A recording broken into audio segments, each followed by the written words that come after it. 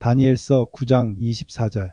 내 백성과 내 거룩한 성을 위하여 70일에로 기한을 정하였나니 허물이 마치며 죄가 끝나며 죄악이 영속되며 영원한 의가 드러나며 이상과 예언이 응하며 또 지극히 거룩한 자가 기름 부음을 받으리라. 민수기 14장 34절. 하루를 1년으로 환산하여. 에스겔 4장 6절. 일일이 1년이라는 말씀에 근거하여 예언의 하루는 1년으로 계산합니다. 70일의 계산 시점은 25절에 나오는 예루살렘을 중건하라는 영이 날 때부터입니다.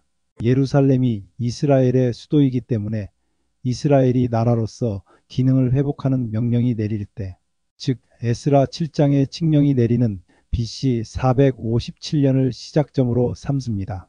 70일이면 70 곱하기 7로서 490일, 즉 490년입니다. 역사에는 0년이 없기 때문에 34년이 그 끝입니다. 그러면 백성을 위한 기간은 BC 457년부터 AD 34년이라는 말입니다. 그 사이 일어날 일은 허물이 마치며 죄가 끝나며 죄악이 영속되며 영원한 의가 드러나며 이상과 예언이 응하며 또 지극히 거룩한 자가 기름 부음을 받으리라는 예언은 예수님에 대한 말씀입니다. 이어지는 25절과 26절, 27절은 대칭적 구조를 가지고 있습니다. 그것은 예수님과 성소에 대한 대칭입니다. 기름 부음을 받은 왕이 일어난다. 성이 중건된다. 기름 부음을 받은 자가 끊어진다. 성을 파괴한다. 언약을 굳게 정하고 제사와 예물을 금지한다. 미운 물건이 선다. 기름 부음을 받은 왕이 일어나고 성이 중건된다는 부분을 살펴보자면 25절 예루살렘을 중건하라는 영이 날 때부터 기름 부음을 받은 자, 곧 왕이 일어나기까지 7일에와 62일에가 지날 것이요. 7일에와 62일에는 69일에로서 483일이고 예언적으로 환산하면 483년입니다. 이때가 AD 27년 예수님께서 침례 받으신 때입니다. 25절 후반부에 그때 곤란한 동안에 성이 중건되어 거리와 해자가 이룰 것이며 예수님이 십자가에 죽으시고 부활 승천하셨습니다. 그때 예수님을 믿는 백성에게는 핍박이 이르러 왔습니다. 황제 숭배를 거부하고 이교의 축제가 교회의 풍습과 맞지 않아 참석지 않자 클라우디우스 황제 때 유대인 추방령이 내렸으며 사회적으로 혐오하였습니다. 스데반은 돌에 맞아 죽었고 사도 야고보도 헤롯 아그리파 1세에 의하여 처형당하는 등 이 곤란한 동안에 63년 성이 중건되어 거리와 해자를 이루었습니다. 기름 부음을 받은 자가 끊어지고 성을 파괴한다고 하는 부분을 살펴보겠습니다. 26절 62일의 후에 기름 부음을 받은 자가 끊어져 없어질 것이며 십자가에서 예수님이 죽으실 것을 예언하고 있습니다.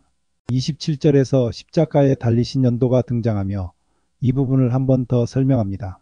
26절 후반부 장차 한 왕의 백성이 와서 그 성읍과 성소를 회파하려니와 그의 종말은 홍수의 엄몰됨 같을 것이며 또 끝까지 전쟁이 있으리니 황폐할 것이 작정되었느니라. 티투스에 의하여 예루살렘 성과 성소가 파괴되는 장면을 말하고 있습니다. 이 부분도 27절 후반부에서 다시 설명하고 있습니다. 언약을 굳게 정하고 제사와 예물을 금지하며 미운 물건이 선다는 부분을 살펴보겠습니다. 27절 그가 장차 많은 사람으로 더불어 한 일해 동안의 언약을 굳게 정하겠고 그가 그 일해의 절반의 제사와 예물을 금지할 것이며 마지막 한 일해는 AD 27년에서 34년까지입니다. 그 중간에 제사와 예물을 금지한다는 말은 예수님이 십자가에 죽으시기 때문에 구약의 모든 것은 십자가에서 이루었다는 말입니다. 더 이상 양을 잡아서 제사 지내는 것이 필요 없다는 뜻입니다. 이 34년 끝에는 스데반이 죽는 사건이 있습니다. 27절 후반부 또 잠포하여 미운 물건이 날개를 의지하여 설 것이며 또 이미 정한 종말까지 진노가 황폐케 하는 자에게 쏟아지리라 하였느니라. 잠포하여 미운 물건이 날개를 의지하여 선다는 말은 마태복음 24장 15절에 있는 멸망에 가증한 것이 거룩한 곳에 선다는 말의 의미이며 누가복음 21장 20절의 군대가 예루살렘을 에워싼다는 말과 같은 말입니다. 성경의 예언은 신비하여 모든 예언이 하나도 빗나간 것이 없습니다. 백성을 위한 기간이 70일에 즉 34년까지였고 그 후에 예루살렘이 하나님을 저버려서 70년 예루살렘이 멸망합니다. 그런데 기존의 어떤 종파의 해석에 다니엘서의 71회 해석 중 7일에 BC 408년 예루살렘의 재건으로 보는 해석이 있습니다.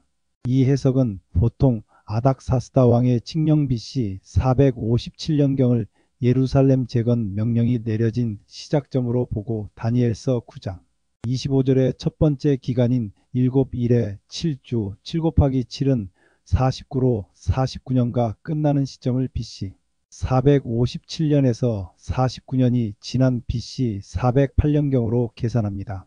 이 시기에는 느헤미야와 에스라의 활동을 통해 예루살렘 성벽, 성읍, 율법, 행정체제가 완전히 자리 잡았다고 해석합니다. 하지만 여기에 문제점이 있습니다. 예루살렘 성전은 훨씬 이전인 BC 516년에 이미 완공되었습니다. 또한 느헤미야에 의한 예루살렘 성벽 재건은 BC 445년에 시작되어 짧은 52일 만에 완료되었습니다.